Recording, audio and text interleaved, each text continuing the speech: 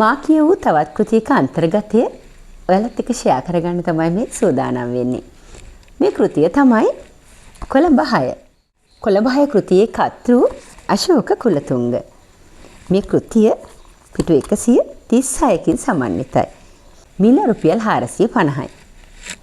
මේ කෘතියෙන් ප්‍රධාන වශයෙන්ම කියවෙන්නේ යෞවන වයසේ පසුවන දරුවන් ඔවුන්ගේ ජීවිතවලට ලබන අත්දැකීම් ඔවුන්ගේ පෞරුෂ සංවර්ධනය වෙනුවෙන් කොතෙක් දුරට බලපානවාද යන්නයි.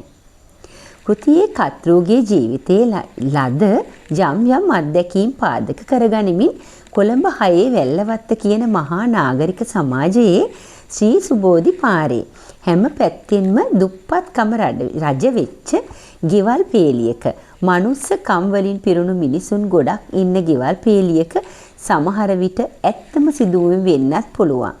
නොවෙන්නත් පුළුවන්. පසුබිමක කර්තෘ විසින් යෝන් සාහිත්‍ය වෙත පිරිනමන ලද මේ පොත් පිංච යෞවන වයසේ දරුවන්ට කියවා අවබෝධයක් ලබා ගත හැකි වනසේ ඉතා සකසුරුවම් ලෙස ලියන ලද්දක් ලෙස හඳුන්වන්න පුළුවන්.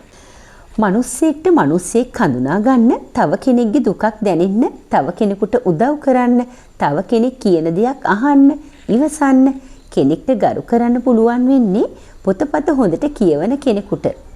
සාහිත්‍ය ගැන දන්න කෙනෙකුට, කවියක්, සින්දුවක් ලියන කෙනෙකුට, ඒක රහට විඳින කෙනෙකුට. උපුටා ගැනීමක්.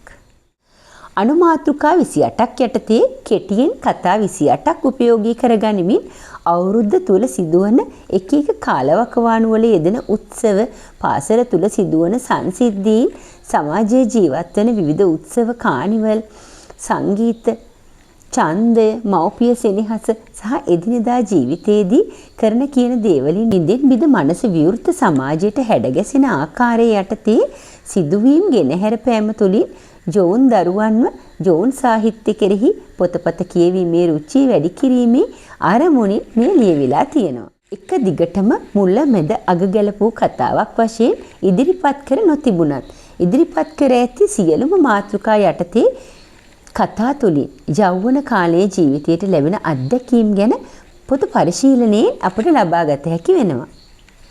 විශේෂයෙන්ම දිවයින පුරා පාසල් පුස්තකාලවලට සුදුසු කෘතියක් ලෙස නම් කිරීමට හැකි අයුරින් කෘතිය ආදර්ශමත්ව ධනාත්මක චින්තනයෙන් හෙබි ලෙස ලියවිලා තියෙනවා. ඉතින් යෞවන වයසේ පසුවන තරුණ ජීවිත ගැන අත්දැකීම් ගැන කියවා රස විඳීමට බලාපොරොත්තු වන දරුවන් සඳහා විශේෂයෙන්ම කෘතිය රස විඳීමට ආරාධනා කරනවා.